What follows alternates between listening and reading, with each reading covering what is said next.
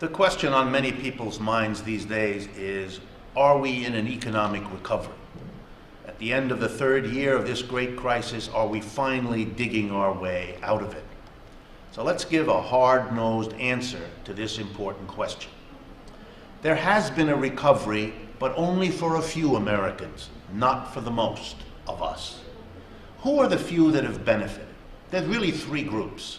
Banks, number one, large corporations, and not even all of them, and the stock market.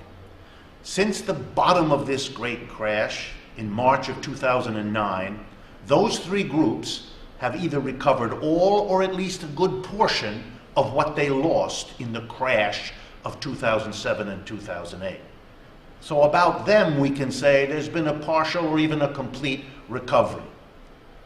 But that's not a surprise. The United States government responded to this crash by pouring literally trillions of dollars into our banking system, buying shares in those banks, lending money to those banks, buying the toxic assets, the bad loans they had made. And with all the money poured into the banks, they were asked to spread that money around, to help the whole economy by lending it, by using it to provide jobs and incomes. They chose not to do that. They used the money from the government to build up their own balance sheets, to make themselves look better, to invest a little bit in the stock market and take advantage of the low prices there. They've done real well with the money the government provided them, but they didn't spread it around. They did not share the benefits of the taxpayer rescue of their failed institutions. Meanwhile, for the rest of the American people, there's been no recovery. Let's review the numbers. In the beginning of this crisis, we had 6% unemployment. We now have just about 10%. That hasn't come back. We haven't put those people back to work. We have the same unemployment rate now we did a year ago. No recovery there. When it comes to home foreclosures, the story's even worse. More people are losing their homes with every passing month. It is a catastrophe. And for those people who've kept their jobs, here's the truth. They have fewer benefits, the job is less secure, and their wages have continued to go nowhere, as has been the case now for 20, 30 years in this country.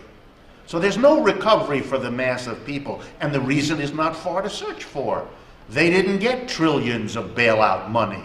They didn't get the attention of the government to put them back to work, to give them the money to maintain their mortgages, to secure their jobs. None of that was done by a government that was busy serving a portion of the population. So there's a kind of double insult in all this talk about recovery.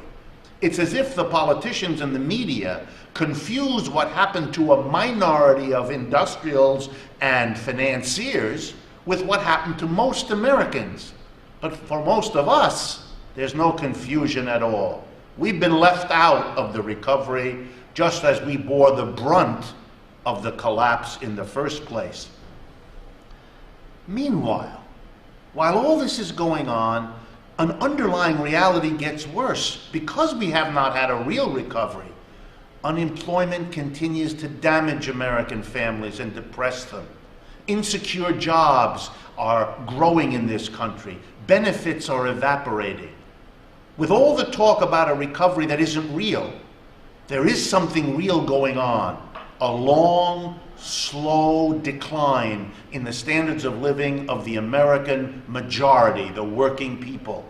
That's the real issue that ought to be addressed in this country, instead of making up a recovery for a few as if it actually included all of us.